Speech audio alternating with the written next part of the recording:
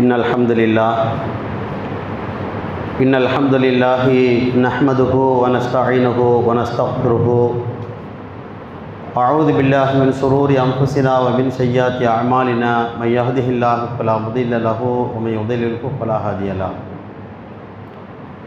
وأشهد أن لا إله إلا الله وحده لا شريك له وأشهد أن محمدا عبده ورسوله أما بعد فقد قال الله تعالى في القرآن العظيم أعوذ بالله من الشيطان الرجيم يا أيها الذين آمنوا اتقوا الله حق تقاته ولا تموتن إلا وأنتم مسلمون قال رسول الله صلى الله عليه وسلم فإن أصدق الحديث كتاب الله وأحسن الهدي هدي محمد صلى الله عليه وسلم وشر الأمور محدثاتها وكل محدثة بدعة وكل بدعة ضلالة وكل ضلالة في النار. கண்ணியத்திற்கும் பெருமதிப்பிற்கும் உரிய எல்லாம் வல்ல அல்லாஹ் ஜல்லஷானு தஆலாவின் நல்லடியார்களே, தாய்மார்களே, சகோதர சகோதரிகளே, அல்லாஹ்வுடைய பெரும் கிருபையால் ஜுமாவுடைய தினத்தில் அல்லாஹ்வால் விதியாக்கப்பட்ட கடமையை நிறைவேற்றுவதற்காக நாம் அனைவரும் இங்கே ஒன்று இருக்கிறோம். அல்லாஹ்வின் சாந்தியும் சமாதானமும் நம் உயிரிலும் மேலான நபிகள் நாயகம் ஸல்லல்லாஹு அலைஹி வஸல்லம் அவர்களின் மீதும் அவர்களின் குடும்பத்தார்கள், அன்பு தோழர்களான சஹாபா பெருமக்கள், நல்லோர்கள் மற்றும் நம் அனைவர்களின் மீதும் நிலவட்டுமாறு. ஷைத்தானுடைய அடிச்சுவடுகளை பின்பற்றி நடக்காமல் அல்லாஹுக்கும் அல்லாஹ்வுடைய தூதருக்கும் கட்டுப்பட்டு நடக்க வேண்டும் என உபதேசத்தை எனக்கும் உங்களுக்கும் கூறியவனாக எனது ஜுமா உரையினை ஆரம்பம் செய்கிறேன். அன்பான பெரியவர்களே, சகோதரர்களே, இஸ்லாமிய மார்க்கத்தை அதன் தூய்மையான வடிவத்தில் அறிந்து அதன் அடிப்படையில் செயல்பட வேண்டும் என்ற பேரார்வத்தோடு நாம் நமது செயல்பாடுகளை அமைத்து வருகிறோம். நம்முடைய மறுமை வாழ்க்கை சிறந்த வாழ்க்கையாக அமையப்பெறுவதற்கு அல்லாஹுடைய மன்னிப்பையும் அருளையும் வேண்டியவர்களாக இந்த உலகத்தில் நாம் அல்லாஹுடைய கட்டளைக்கு இணங்கி வாழ கடமைப்பட்டிருக்கிறோம் என்ற புரிதலை குர்ஆனிலிருந்தும் ஹதீஸிலிருந்தும் பல்வேறு தலைப்புகளிலே பல்வேறு செய்திகளை அறியக்கூடிய வாய்ப்பினை ஜும்மாவின் வாயிலாக அல்லாஹ் நமக்கு வழங்கியிருக்கிறான். இந்த வாய்ப்பை, இந்த அருளை நாம் மிகச்சரியாக பயன்படுத்தி கொண்டு நாம் எல்லாம் மறுமையிலே அல்லாஹ்வை சந்திக்க இருக்கிறோம் என்கிற எண்ணத்தோடு அந்த ரப்புல் ஆலமீனிடத்திலே நாம் பதில் சொல்ல இருக்கிறோம் என்கிற அச்ச உணர்வோடு இந்த உலக வாழ்க்கையை மறுமை வாழ்க்கைக்காக நாம் செம்மைப்படுத்தி கொள்ள வேண்டும். அந்த மறுமை வாழ்க்கையிலே அல்லாஹ் நமக்கு வழங்க இருக்கிற சொர்க்கத்தை நாம் அடைய வேண்டும்.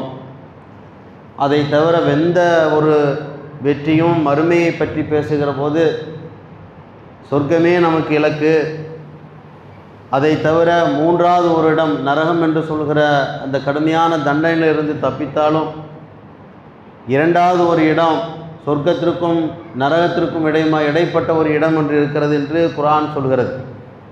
அந்த இடத்தில் கூட நாம் நின்று விடாமல் அல்லாஹ்வுடைய மன்னிப்பை பெற்றவர்களாக சொர்க்கத்திற்கு நாம் செல்ல வேண்டும். குறிப்பாக ஜன்னத்துல் ஃபிர்தௌஸ் என்கிற உயர்தரமான அந்த சொர்க்கத்தை அல்லாஹ் நமக்கு நசீபாக்க வேண்டும் என்கிற அந்த எண்ணத்தோடு நம்முடைய வாழ்க்கையை ஒவ்வொரு நாளும் கழிக்க நாம் கடமைப்பட்டிருக்கிறோம். அதற்குரிய வழிகாட்டுதலை அல்லாஹும் அல்லாஹ்வுடைய தூதரும் சொல்லித் தந்ததை மனதில் நிறுத்தி செயல்பட கடமைப்பட்டிருக்கிறோம். திருக்குர்ஆனிலே நீங்கள் எடுத்து பார்த்தீர்கள் என்று சொன்னால் அல்லாஹ்வுடைய கட்டளையை பற்றி பேசுகிற, வரைமுறைகளை பற்றி பேசுகிற நூற்றுக்கணக்கான வசனங்கள் இருக்கிறது. அந்த செய்திகளெல்லாம் அல்லாஹ் சொல்லிவிட்டு அதற்குரிய கூலியை அல்லாஹ் மறுமையிலே உங்களுக்கு வழங்குவான். அந்த வழங்கப்படுகிற வெகுமதி என்னன்னு சொன்னால் சொர்க்க சோலைகள், அதனுடைய கீழ்ப்பகுதியில் ஆறுகள் ஓடும், அங்கே தூய்மையான துணைகள் உங்களுக்கு இருக்கிறது, அதில் என்றென்றும் முடிவில்லாத வாழ்க்கையை அல்லாஹ் உங்களுக்கு தர இருக்கிறான் என்றெல்லாம் அல்லாஹ் ரப்புல் ஆலமீன் நன்மாராயம் சொல்லி சுப செய்தியை சொல்லி அந்த இலக்கை நீங்கள் அடையக்கூடிய வழிமுறையை இந்த உலகத்தில் நீங்கள் தேட வேண்டும், அதுதான் உங்களுக்கான வெற்றி என்கிற விஷயத்தை குர்ஆனிலே பல்வேறு செய்திகளை சொல்லுகிற போது அல்லாஹ் இப்படியெல்லாம் நமக்கு சொல்லித் தருகிறான். கடந்த கால வரலாற்று குறிப்புகளை எல்லாம் அல்லாஹ் நமக்கு சொல்லும் பொழுது, அந்த மக்கள் இப்படியெல்லாம் ஒரு வாழ்க்கையை அவர்கள் தேர்ந்தெடுத்திருந்தால் அவர்கள் சொர்க்கச்சோலையில் நாம் அனுப்பியிருப்போம். அந்த கருத்தில் அல்லாஹ் ரப்புல் ஆலமீன் அவர்களை பற்றியும் அல்லாஹ் குறிப்பிடுகிறான். அந்த வரலாறை எல்லாம் நீங்கள் நினைத்து பார்த்து அவர்களெல்லாம் அளிக்கப்பட்ட விஷயத்தை உங்களுடைய மனதிலே நிறுத்தி வைத்து உங்களுடைய வாழ்க்கை அது போன்று ஆகிவிடாமல் இருக்க வேண்டும் என்கிற எண்ணத்தோடு, மறுமையினுடைய இலக்கு வெற்றி சொர்க்கத்தை அடைய வேண்டும் என்கிற எண்ணத்தோடு நீங்கள் செயல்படுவதற்குரிய இபாதத்துகளும் நல்லொழுக்கங்களையும் நல்ல செயல்பாடுகளையும் ஈகை இரக்கம் கொண்ட நல்ல விஷயங்களையும் அல்லாஹ்வுடைய தூதரும் சொல்லி தந்ததெல்லாம் நமது வாழ்க்கையில் அன்றாடம் நடைமுறைப்படுத்துகிற போது அதற்குரிய இலக்கை அடையக்கூடிய பாக்கியத்தை அல்லாஹ் நமக்கு வழங்குவான். குர்ஆனிலே சொர்க்கத்தை பற்றி பேசுகிற வசனத்தில், இன்னல்லதீன ஆமனு வ அமிலு ஸாலிஹாத்தி கானத் லஹும் ஜன்னாத்துல் ஃபிர்தௌஸி நுஸுலா, நம்பிக்கை கொண்டு நல்லறம் செய்பவர்களுக்கு ஃபிர்தௌஸ் என்கிற சொர்க்கத்தை தங்குமிடமாக அல்லாஹ் கொடுக்க இருக்கிறான் என்ற கருத்தில் அல்லாஹ் ரப்புல் ஆலமீன் சொர்க்கவாதிகளை பற்றி பேசுகிற வசனத்தில் இப்படி நமக்கு சொல்லுகிறான். நம்பிக்கை கொள்ள வேண்டும், நல்ல செயல்களையும் செய்ய வேண்டும். இரண்டும் சேர்ந்து இருக்கக்கூடியவர்களுக்கு சொர்க்கத்தை அல்லாஹ் வழங்குவான். முத்தகீன்களுக்கு, இரையச்சமுடையவர்களுக்கு அல்லாஹ் ரப்புல் ஆலமீன் சொர்க்கத்தை தயார் செய்து வைத்திருக்கிறான். இப்படியான கருத்துப்பட நூற்றுக்கணக்கான வசனங்கள் குர்ஆனில் இருக்கிறது. அப்போ அதுதான் நமக்கு இலக்காக நாம் குர்ஆனை படிக்கிற போது, கேள்விப்படுகிற போது, ரசூலுல்லாஹி ஸல்லல்லாஹு அலைஹி வஸல்லம் அவர்கள் நமக்கு உபதேசம் புரிகிற போது, நீங்கள் மறுமையை செல்ல இருக்கிறீர்கள், மறுமையை அடையக்கூடிய நீங்கள் அல்லாஹ்வுடைய தண்டனையிலிருந்து தப்பித்து அல்லாஹ் உங்களுக்கு அருள் செய்து மன்னித்து சொர்க்கம் என்கிற பாக்கியத்தை அடையக்கூடிய வாய்ப்பினை நீங்கள் தேட வேண்டும். அதற்கான வழிகாட்டுதல்கள் இதுதான் என்றெல்லாம் ரசூலுல்லாஹி ஸல்லல்லாஹு அலைஹி வஸல்லம் அவர்கள் சஹாபாக்களுக்கு பல்வேறு செய்திகளை எடுத்து சொன்னார்கள், நடைமுறைப்படுத்தி காட்டினார்கள். அந்த அனைத்தையுமே நமது வாழ்க்கையில் நடைமுறைப்படுத்துகிற போது கொஞ்சம் சிரமம் இருக்கலாம், கஷ்டம் இருக்கலாம், சில நேரங்களில் தர்மம் சங்கடம் கூட ஏற்படலாம், பல்வேறு மன உளைச்சல்கள் ஏற்படலாம். இதையெல்லாம் நம்ம ஏன் செய்யணும், மற்றவர்களைப் போல வாழ்ந்து விடலாமே என்கிற ஷைத்தானி எண்ணத்தை ஷைத்தானிடமிருந்து ஏற்படுத்தப்படலாம். இத்தனையும் தாண்டி நீங்கள் அல்லாஹ்வுடைய திருப்திக்காக செய்யப்படுகிற நல்லறங்களை அல்லாஹ் பொருந்தி கொண்டார் என்று சொன்னால், நீண்ட நெடிய காலம் முடிவில்லாத அந்த உலகத்தில் சொர்க்கத்தை அல்லாஹ் நமக்கு தர இருக்கிறான்ங்கிற அந்த செய்தியை நாம் கவனத்தில் கொண்டு ஒவ்வொரு நாளும் உலகத்தில் நடைபோட கடமைப்பட்டிருக்கிறோம். நம்முடைய பிள்ளைகளுக்கும் நம்முடைய மனைவிமார்கள் பெற்றோர்களுக்கும் சொல்ல வேண்டிய செய்தி இதுதான். இந்த உலகத்தில் ஏராளமான கஷ்டங்களை அனுபவிக்கிறோம். எவ்வளவுதான் பெண்ணும் பெரிய வீடு கட்டி குடியிருந்தாலும் அங்கேயும் சில முசீபத்துகள் இறங்கும், அல்லாஹ்வுடைய கோபம் இறங்கக்கூடிய செயல் இருக்கும், அல்லது இவர்களுடைய செயலின் காரணமாக அல்லாஹ் சில பேர்களை தண்டிப்பான், அல்லது அவர்களுக்கு சோதனை அல்லாஹ் தருவான். இப்படியான உலக வாழ்க்கை தான் இந்த உலக வாழ்க்கை. அதனால் காசு, பணம், செல்வம், செல்வாக்கு எது இருந்தாலும் மனிதன் இங்கே சந்தோஷமாக இருக்க முடியுமான்னு சொன்னால் இன்றைக்கி இருக்கலாம், நாளைக்கு துக்கம் வந்துடும். நாளைக்கு ஒரு சின்ன அளவுக்கு ஒரு சந்தோஷம் இருக்கும், அதை விட பெரிய துக்கத்தை அல்லாஹ் தந்து விடுகிறான். இப்படித்தான் மனித வாழ்க்கை, உலக வாழ்க்கை என்பது உலகத்தில் அன்றாடம் நாம் அனுபவித்து கொண்டிருக்கக்கூடிய ஒரு விஷயம். ஆனால் அல்லாஹ் வழங்கக்கூடிய சொர்க்கம் இருக்கு இல்லையா, அதில் துன்பம் என்கிற பேச்சுக்கே இடமில்லை. சந்தோஷத்தை தவிர, மகிழ்ச்சியை தவிர, ஆனந்தத்தை தவிர நாம் சந்தோஷமாக இருக்கக்கூடிய அந்த தருணத்தை தவிர வேறு எந்த ஒரு தருணமும் நமக்கு ஏற்படாது. ஒருத்தருக்கு ஒருத்தர் சலாம் சொல்லுகிற அந்த வாய்ப்பும், ஒருத்தருக்கு ஒருத்தர் குரோத மனப்பான்மை கொள்கிற இல்லாத ஒரு சூழல், ஒருவர் சந்திக்கிற போது மகிழ்ச்சியோடு புன்னகையோடு சந்திக்கக்கூடிய ஒரு நல்லதொரு நிலை, சந்தோஷமான வாழ்க்கை, கஷ்டம் இருக்காது, உடல்நிலையில் ஒரு கோளாறு ஏற்படாது, சளி பிடிக்காது, காய்ச்சல் வராது, வயிற்று வலிக்காது, வயதும் ஆகிவிடாது. விரும்பிய பெண்களை திருமணம் முடிக்கிற மாதிரி இங்கே சில பேர் ஓயாமல் திருமணம் முடிப்பார்களே உலகத்தில், அது மாதிரியெல்லாம் இல்லாமல் நீங்கள் விரும்பியவர்களை உங்களுடைய துணைவிகளாக ஆக்கக்கூடிய பாக்கியம், எந்த இடத்திலும் வெயில் இல்லாத ஒரு நல்ல ஒரு சீதோசனமான ஒரு நிலை, கவலையே இல்லாத ஒரு வாழ்க்கை அல்லாஹ் ரப்புல் ஆலமீன் சொர்க்கத்தில் ஏற்படுத்தி வைத்திருக்கிறான். அந்த வாழ்க்கைக்காக உங்களுடைய வாழ்க்கை இங்கே நீங்கள் தயார்படுத்திக் கொள்ளுங்கள். என்ற கருத்துப்பட பல்வேறு வசனங்களை அல்லாஹ் ரப்புல் ஆலமீன் குர்ஆனிலே நமக்கு சொல்லுகிறான்.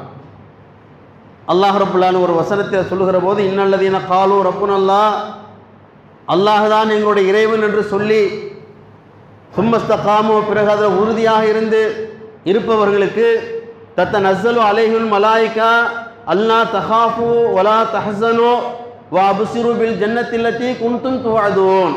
அல்லாஹ் இப்படி சொல்கிறான். இதனுடைய பொருள் என்ன? அல்லாஹ் தான் எனது இறைவன் என்று சொல்லி பிறகு அதில் உறுதியாக இருப்பவர்களுக்கு வானவர்கள் இறங்கி, நீங்கள் அஞ்சாதீர்கள், கவலைப்படாதீர்கள், சொர்க்கத்திற்குரிய வாக்குறுதியை நீங்கள் பெற்றுக்கொள்ளுங்கள், அல்லாஹ் உங்களுக்கு சொர்க்கத்தை தர இருக்கிறார் என்கிற நற்செய்தியை சொல்லி மகிழுங்கள் என்று வானவர்கள் உங்களுக்கு சொல்லுவார்கள் என்று அல்லாஹ் ரப்புல் ஆலமீன் சொல்லித் தருகிறான். உலகத்தில் மனிதன் கஷ்டப்படுகிற போது, ஒரு நல்லதை செய்கிற போது, நேர்மையாக வாழ்கிற போது, உண்மையை பேசுகிற போது, நியாயத்தின் பக்கம் நிற்கிற போது, நீதமாக நடந்து கொள்கிற போது பல்வேறு துன்பங்கள், துயரங்கள், பல பிரச்சனைகள் மனிதனுக்கு ஏற்படும். இந்த மாதிரியான சூழல்கள் நீங்கள் பயப்பட வேண்டாம், நீங்கள் கவலைப்படாதீர்கள், அல்லாஹ் உங்களை சொர்க்கத்திற்கு வாக்குறுதி அளிக்கிறான், அதை கொண்டு நீங்கள் மகிழ்ச்சி அடையுங்கள் என்று வானவர்கள் சொல்லுவார்கள் என்கிற விஷயத்தை அல்லாஹ் ரப்புல் ஆலமீன் குர்ஆனிலே சொல்லித் தருகிறான். அப்போ சொர்க்கத்திற்குரிய இலக்கு என்ன? எந்த ஒரு நிலையிலும் நீங்கள் தவறிழைத்து விடக்கூடாது. அல்லாஹ் தான் வணக்கத்துக்குரியவன் என்கிற விஷயத்தில் நீங்கள் யாரையும் கூட்டாக்கி விடக்கூடாது. வணக்கத்துக்குரியவன் அல்லாஹ் தான், எனது இறைவன் அல்லாஹ் தான் என்கிற விஷயத்தில் ஒரு சின்ன சின்ன விஷயத்தில் கூட நீங்கள் அல்லாஹ்வுக்கு இணை கற்பித்து விடக்கூடாது. உங்களுடைய பிரார்த்தனையிலே, உங்களுடைய துஆவிலே அல்லாஹ்வை தவிர வேறு யாரையும் கூட்டாக்கி விடாதீர்கள். அல்லாஹ்வுடைய சக்தியும் ஆற்றலும் அதிகாரம் வல்லமையும் சிலருக்கு இருக்கிறது, ஜின்களுக்கு இருக்கிறது, வானவர்களுக்கு இருக்கிறது, சில மனிதர்களுக்கு இருக்கிறது என்றெல்லாம் நீங்கள் அல்லாஹ்வோடு யாரையும் கூட்டாக்கி பார்க்காதீர்கள். அப்படி பார்க்காம அதில் நீங்கள் உறுதியாக இருக்கிற நேரத்தில் அல்லாஹ் உங்களை பொருந்தி கொண்டு சொர்க்கம் தர காத்திருக்கிறான், மகிழ்ச்சி அடையுங்கள் என்று வானவர்கள் அந்த கருத்துப்பட சொல்லுவார்கள் என்கிற விஷயத்தை குர்ஆனில் அல்லாஹ் சொல்கிற அந்த வசனத்தை படிக்கிற போது, நாம் மறுமைக்குரியவர்கள் சொர்க்கத்தை அடைய வேண்டும் என்கிற வழிகாட்டுதலை அல்லாஹ் நமக்கு சொல்கிறான் என்கிற எண்ணத்தை நம்முடைய உள்ளத்தில் ஆழமாக பதிவைத்துக் கொள்ள வேண்டும். சொர்க்கத்திற்குரிய வழிமுறைகளை, அதை பெறுவதற்கான வழிகாட்டுதல்களை ரசூலுல்லாஹி ஸல்லல்லாஹு அலைஹி வஸல்லம் அவர்கள் பல்வேறு சந்தர்ப்பங்களில் சஹாபாக்களுக்கு ஆர்வம் ஊட்டுவார்கள். இந்த இபாதத்தை செய்யுங்கள், அல்லாஹ் உங்களை மன்னிப்பான், இந்த நன்மைகளை செய்யுங்கள், அல்லாஹ் உங்களை மன்னித்து அருள் செய்வான், இந்த இபாதத்தை செய்யுங்கள், அல்லாஹ் உங்களுக்கு சொர்க்கத்தை வழங்குவான் என்றெல்லாம் ரசூலுல்லாஹி ஸல்லல்லாஹு அலைஹி வஸல்லம் அவர்கள் சஹாபாக்களுக்கு பல விஷயங்களில் பல்வேறு சந்தர்ப்பங்களை எடுத்துரைப்பார்கள். அதெல்லாம் எந்த அடிப்படையில்? அல்லாஹ் ஒரு வசனத்தில் ஒரு செய்தியை சொல்லியிருப்பான், ஒரு கடமையை அல்லாஹ் சொல்லியிருப்பான், ஒரு வரைமுறைகளை அல்லாஹ் போட்டிருப்பான், ஒரு கட்டளை பிறப்பித்திருப்பான். அதை நடைமுறைப்படுத்துகிற போது அதற்குரிய கூலி சொர்க்கம் என்று பொதுவாக அல்லாஹ் ரப்புல் ஆலமீன் குர்ஆனில் சொல்லியிருப்பான். இதையே ரசூலுல்லாஹி ஸல்லல்லாஹு அலைஹி வஸல்லம் அவர்கள் கொஞ்சம் விளக்கமாக சொல்லுகிற போது, இந்த செயலை செய்பவர்கள் சொர்க்கம் செல்வார்கள், இந்த எண்ணத்தோடு இருப்பவர்கள் சொர்க்கம் செல்வதற்கு வாய்ப்பு இருக்கிறது, இந்த செயலை செய்பவர்கள் நரகத்துக்குரியவர்கள் என்றெல்லாம் பிரித்து பிரித்து ஒவ்வொரு வசனத்திற்கும், ஒவ்வொரு அத்தியாயத்தில் உள்ள சில முக்கியமான வசனங்களுக்கெல்லாம் சஹாபாக்களுக்கு ரசூலுல்லாஹி ஸல்லல்லாஹு அலைஹி வஸல்லம் அவர்கள் விளக்கம் தந்து, நீங்கள் சொர்க்கவாதிகளாக ஆகிவிடுங்கள், நரகத்தை சகித்துக் கொள்ளுகிற துணிச்சல் என்னவென்பது என்று அல்லாஹ் ரப்புல் ஆலமீன் குர்ஆனிலே கேட்கிறான். மனிதர்களை பார்த்து நரகத்தை சகித்துக் கொள்கிற ஒரு துணிச்சல், அது அல்லாஹ்வே வியந்து சொல்கிறான். என்னன்னு சொல்லணும், அது எப்படி வர்ணிக்கிறது? அவருடைய கர்ண உலகுரமான அந்த தண்டனையை பற்றி இவர்கள் அதில் சொல்லப்பட்டிருந்தாலும் புரிந்து கொள்கிற அந்த ஆற்றலை எல்லாம் தவிர்த்து விட்டு நரகத்தில் போய் கடுமையான தண்டனை அனுபவிப்பேன்கிற அந்த துணிச்சல் இருக்கிறதே, அதை பற்றி என்ன சொல்வது என்று அல்லாஹ் ரப்புல் ஆலமீன் குர்ஆனிலே கேட்கிறான். அப்படியான தண்டனைக்குரியவர்களாக நீங்கள் ஆகிவிடாமல் சொர்க்கத்துக்குரிய வாய்ப்பை நீங்கள் தேட வேண்டும். சில உதாரணங்கள் எல்லாம் சொன்னால் உலகத்துடைய உதாரணங்கள் சொல்லுகிற போது தான் புரிந்து கொள்ள முடியும். உலகத்தில் செல்வத்தை திரட்டி பெரிய வீடுகளை கட்டி சந்தோஷமாக வாழ நினைக்கிறோம். எதுக்காக? ஒரு கூரையில் இருந்தால், குடிசையில் இருந்தால் நம்முடைய வாழ்க்கையை நிம்மதியாக கழிக்க முடியாது. மழை வரும், வெயில் அடிக்கும், காற்றடிக்கும், குளிர் அடிக்கும், ஒரு சேஃப்டியான ஒரு வாழ்க்கை இருக்காது. நம்ம வசதியான வாழ்க்கையை அந்த குடிசையில் காலத்தை நிறுத்த முடியாது என்பதற்காக வேண்டி தேவையான வசதி வாய்ப்புகளை எல்லாம் இந்த கட்டடத்தில் கொண்டு போய் நிறைக்கிறோம்.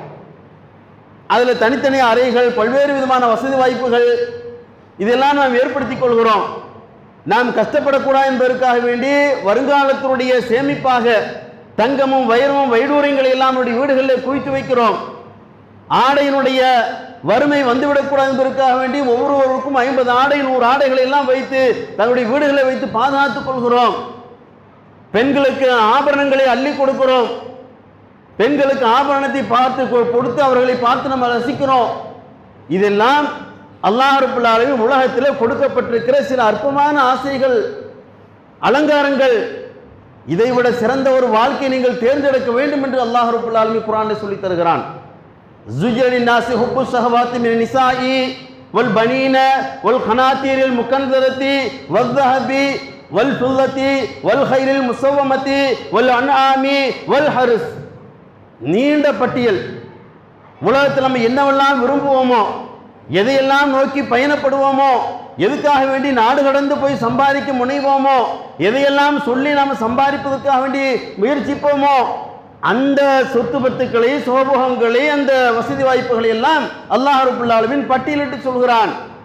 பெண்கள், ஆண் மக்கள், திரட்டப்பட்ட தங்கம், வெள்ளியின் குவியல்கள், கால்நடைகள், வாகனங்கள், விளைநிலங்கள், இதெல்லாம் மனிதனுக்கு அழகாக்கப்பட்டிருக்கிறது, கவர்ச்சியாக்கப்பட்டிருக்கிறது என்று அல்லாஹ் ரப்பல் ஆலமீன் குர்ஆனில் சொல்கிறான். நாம் வசிப்பிடத்தை நம்ம விரும்புவோம், நமக்குரிய வாகனத்தை நாம் தேடுவோம், வீட்டில் தங்கத்தை சேர்த்து வைப்போம், பெண் மக்களை விரும்புவோம், ஆண் பிள்ளைகளை விரும்புவோம், குடும்பத்தை நேசிப்போம். இதெல்லாம் உலகத்துடைய தேவைகள். இதெல்லாம் மனம் விரும்புகிறது, அதை ஆகமாக்கி வைத்திருக்கிறான் அல்லாஹ் ரப்பல் ஆலமீன். இந்த அளவுக்குள்ளதாங்க நம்முடைய வாழ்க்கை. இதை தவிர வேற ஏதாவது வானம் ஏறி ஏதாவது போகணும், வானத்தில் ஏறி அங்கே ஒரு வீட்டை கட்டணும் ஆசைப்பட்டிருக்கிறோமா? உலகத்தில் இந்த மாதிரி ஒரு வீடு கட்டுவது, வாகனம் வாங்குவது, நல்ல படிக்க வைப்பது, நிறைய நகைகளை வாங்கி சேர்த்துவது, ஒரு 60, 70, 80 வயசு வரைக்கும் சந்தோஷமா வாழணும் என்கிற ஆசை, இதை தாண்டி மனிதனுக்கு என்ன இருக்கிறது? ஒன்றும் இல்லை. கூடுதலாக மனுஷன் என்ன நினைப்பான்னு சொன்னா, உங்களை விட நான் வசதியா இருக்க வேண்டும், என்னை விட வேற யாரும் வசதியா இருக்கக்கூடாது. இது மனிதனுக்கு இருக்கக்கூடிய இயல்பான ஒன்று. அதை ரசூல் ஸல்லல்லாஹு அலைஹி வஸல்லம் அவர்கள் சொன்னார்கள். உங்க வீட்டுடைய வாசலிலே ஒரு தங்கத்தாலான ஆறு ஓடினாலும் இன்னொரு ஆறு எனக்கு இருக்க வேண்டுமே என்று மனிதன் எண்ணுவான். அந்த ஆசைக்கு முற்றுப்புள்ளி கபர் தான் அப்படிங்கிற கருத்துல ரசூல் ஸல்லல்லாஹு அலைஹி வஸல்லம் அவர்கள் சொன்னார்கள். அவருடைய மாயில கடைசியா மண்ணு விழுமே, அப்போதுதான் அவருடைய ஆசைக்கு முற்றுப்புள்ளி விழும் என்கிற கருத்தில் ரசூல் ஸல்லல்லாஹு அலைஹி வஸல்லம் அவர்கள் மனிதனுடைய ஆசையை பற்றி சொல்கிறார்கள். ஆனால் குர்ஆனில் அல்லாஹ் ரப்பல் ஆலமீன் நல்லா நீங்க சம்பாதிங்க, நிறைய சேர்த்து வைத்துக் கொள்ளுங்கள், தங்கத்தை சேர்த்துங்க, வெள்ளியை சேர்த்துங்க, கால்நடைகளை சேர்த்துக் கொள்ளுங்கள், விளைநிலங்களை விரும்புங்கள், எல்லாவற்றையும் அல்லாஹ் சொல்லிவிட்டு குல் உனப்பியுக்கும் பிகைரின் மின் தாலிக்கும், இதைவிட சிறந்ததை உங்களுக்கு நான் அறிவிக்கட்டுமா என்று நபியே மக்களிடத்தில் கேளுங்கள். இதைவிட சிறந்தது என்ன இருக்கும் உலகத்தில்? இன்னைக்கு உலகத்திலேயே பெண்ணம்பரிய கோடீஸ்வரர்களை சில பேர் பட்டியல போடுறாங்க.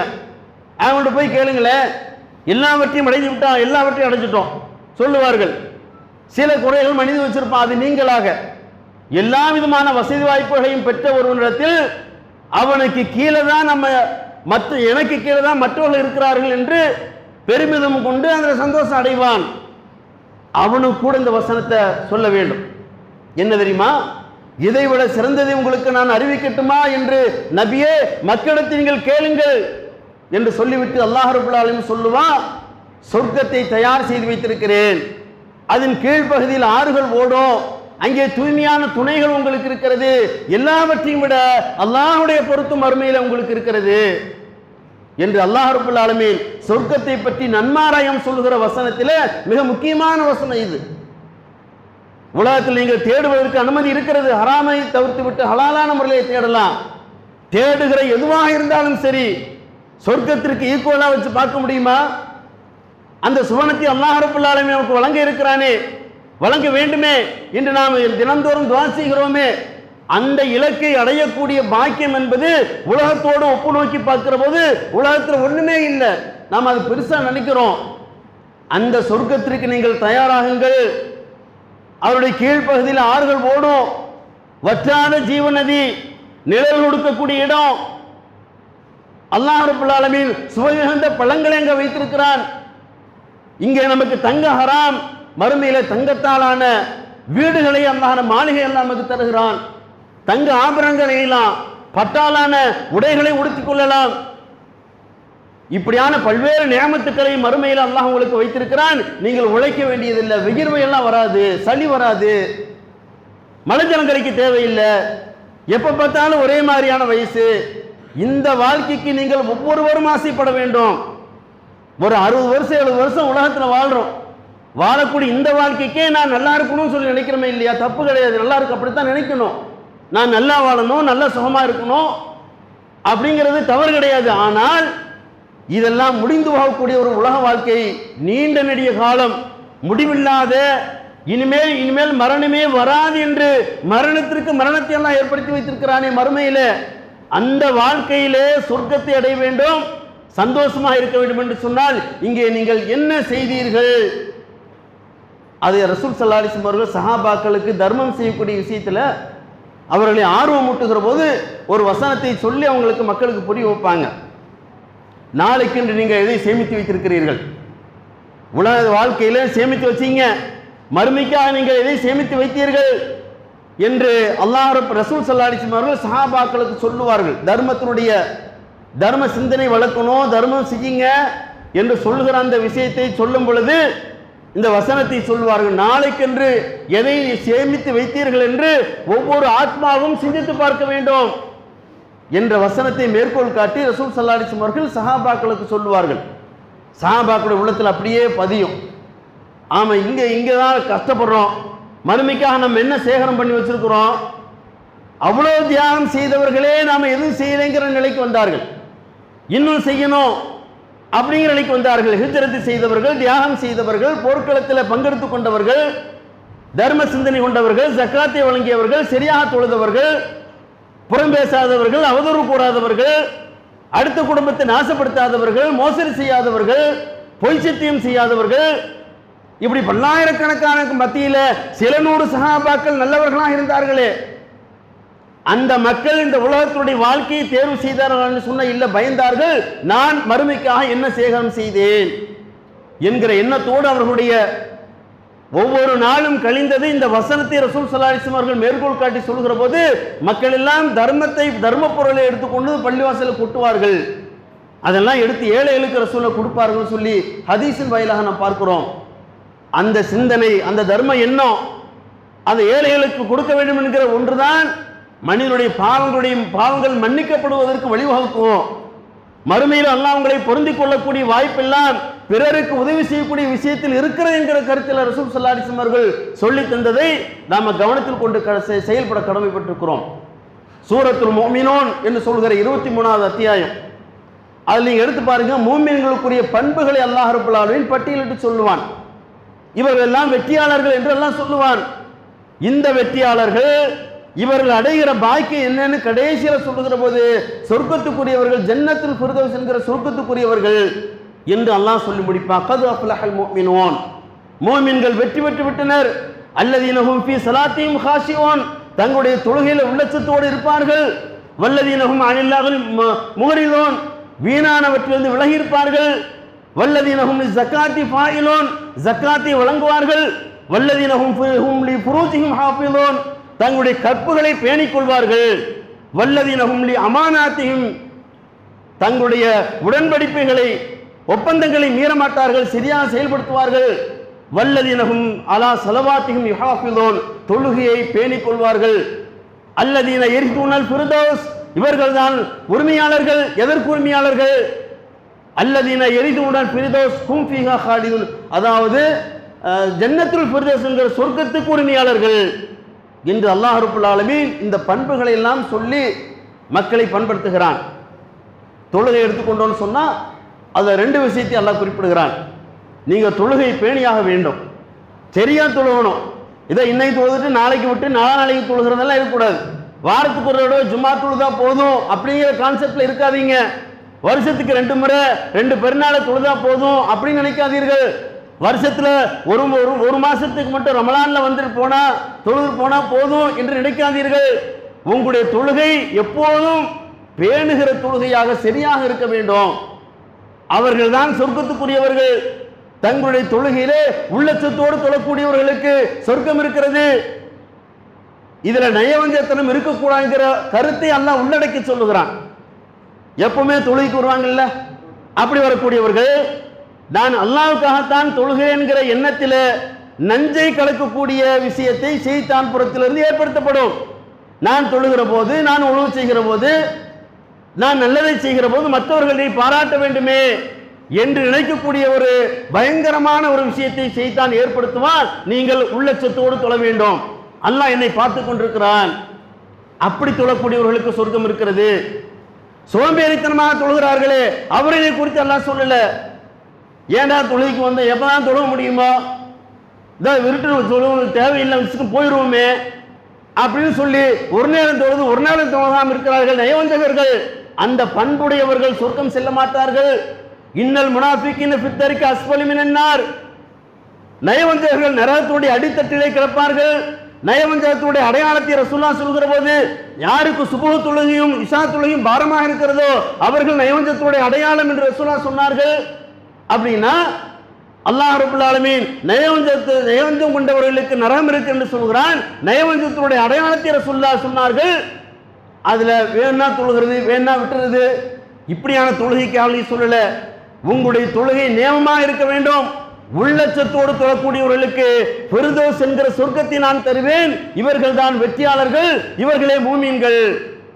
அல்லாஹ் குர்ஆன்ல குறிப்பிடுகிறான். வீணானவற்றிலிருந்து விலகி இருப்பார்கள். அந்த பண்புகள் அல்லாஹ் சொல்லுகிற போது வீணானவற்றில் விலகி இருப்ப. எதெல்லாம் வீணான விஷயம், எது நமக்கு தேவையான விஷயமோ அது அல்லாத மற்றதெல்லாம் வீணான விஷயங்கள் தான். சினிமா பார்க்கறது, சூதாடுறது, கேரம் போர்டு விளையாடுறது, சூதாட்டம் கலந்திருக்கிற கிரிக்கெட் விளையாடுறது, ஏன்னா அனுமதிக்கப்பட்ட விளையாட்டுல இருக்கு, அதை தவிர்த்துருங்க. ரசூலுல்லாஹ் அனுமதித்திருக்கிறார்கள். எதுல வீணான விஷயம் பூக்கப்பட்டிருக்கிறதோ, எதுல சூதாட்டம் கலந்திருக்கிறதோ, எது உங்களுடைய தொழுகை பாதிக்குமோ, எது உலகத்துடைய விஷயங்கள் ஐக்கியப்பட்டு போய்விடுவீர்களோ அந்த விளையாட்டை இஸ்லாம் சொல்லல. அந்த விளையாட்டை நீங்கள் விளையாடினால், அப்படிப்பட்ட ஒரு சினிமா தியேட்டரில் நீங்கள் உட்கார்ந்தால், அப்படிப்பட்ட நாடகத்தை உங்களுடைய வீடுகளில் பெண்கள் பார்த்து கொண்டிருந்தால் வீணான செயலிலிருந்து விலகி இருப்பார்கள். இவர்கள் சொர்க்கத்துக்குரியவர்கள். கற்பு நெறியை பேணுவார்கள். கற்பு நெறி பேணுகிற விஷயத்தில் ரசூலுல்லாஹ் சொல்கிறார்கள், பேணுகிற வாய்ப்பு எப்படி கிடைக்கும்? இன்ன ஸலாத்த தன்ஹா அனில் ஃபஹ்ஷாய் வல் முன்கர். தொழுகை வெட்கக்கேடான தீமையான செயலை விட்டு தடுக்கும் என்று ரசூலுல்லாஹ் சொன்னார்கள். உயிரோட்டமான தொழுகை, உயிரோட்டமான தொழுகை உங்களுக்கு இருக்கும் என்று சொன்னால் நீங்கள் கற்பு நெறி மீறாமல் இருக்கலாம். கற்போடு வாழ்கிற பாக்கியத்தை அல்லாஹ் வழங்குவான். கற்பு நெறியோடு வாழணும். அந்த வாழ்க்கையை யார் வாழ்கிறார்களோ அவர்களுக்கு சொர்க்கம் இருக்கிறது. அத்தோடு எல்லாம் நிறுத்தல. அமானிதங்களை பேணிக் கொள்ளுங்கள். நான் உங்கள்கிட்ட ஒரு வாக்குறுதி கொடுக்கலாம், நீங்க எனக்கு ஒரு வாக்குறுதி கொடுக்கலாம். நீங்களும் நானும் கடன் வாங்கி கொள்ளலாம். வாங்கின கடனை இல்லைன்னு சொல்கிற ஏமாத்து வேலை செய்யாதீர்கள். ஒப்பந்தத்தை நீங்க மீறாதீர்கள். என்ன ஒப்பந்தம் போடப்பட்டதோ அந்த ஒப்பந்தத்துக்குள்ளே ரெண்டு பேசுங்கள். அமானித மோசடி செய்து விடாதீர்கள், நம்பிக்கை துரோகம் செய்து விடாதீர்கள், மோசடி செய்து விடாதீர்கள். எத்தனை விஷயத்தை அல்லாஹ் ரப்பல் ஆலமீன் குர்ஆனில் சொல்கிறான். இதையெல்லாம் நீங்கள் செய்வீர்கள் என்று சொன்னால் அந்த உயர்தரமான சொர்க்கத்தை அல்லாஹ் உங்களுக்கு வழங்குவானா அப்படிங்கிற ஒரு கேள்வி அங்கே இருக்கிறது.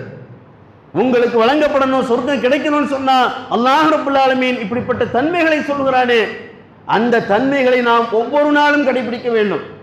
கற்பு நெறி தவறாமல் இருக்கணும், அமானித மோசடி செய்யக்கூடாது, வீணானவற்றிலிருந்து விலகி இருக்கணும், அல்லாஹ் வழங்கி இருக்கக்கூடிய பொருளாதாரத்திலிருந்து ஜக்காத்தை வழங்க வேண்டும், தொழுகை நேமமா தொழுகணும், உள்ளச்சத்தோடு தொழுகணும். இப்படிப்பட்டவர்களுக்கு சொர்க்கம் இருக்கிறது என்று அல்லாஹ் ரப்பல் ஆலமீன் சொன்னதை நம்முடைய வாழ்க்கையை நடைமுறைப்படுத்துகிற வாய்ப்பினை அல்லாஹ் ரப்பல் ஆலமீன் எனக்கும் உங்களுக்கு வழங்குவானாக என்று சொல்லி முதல் உரை முடிக்கிறேன்.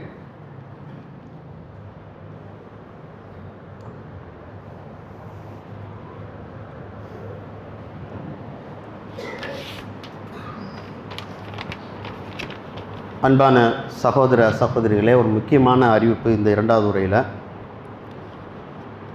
நம்முடைய சமகாலத்தில் பலஸ்தீனத்தில் முஸ்லீம்கள் எவ்வளோ பாதிக்கப்படுகிறார் என்பதை சொல்லி தெரிய வேண்டிய அவசியம் இல்லை. தினந்தோறும் மீடியாக்களில் பார்க்குறோம்.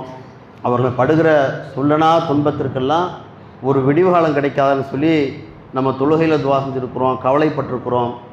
இதெல்லாம் அன்றாட நிகழ்வுகள். இதெல்லாம் இந்த நிகழ்வுகளை பார்த்து கொண்டிருக்கிற போது நம்முடைய புறத்திலிருந்து ஏதாவது உதவி செய்ய முடியுமா? பணங்காசு கொடுத்து உணவுகளை கொடுத்து அவர்களை தேற்ற முடியுமானா இல்லை.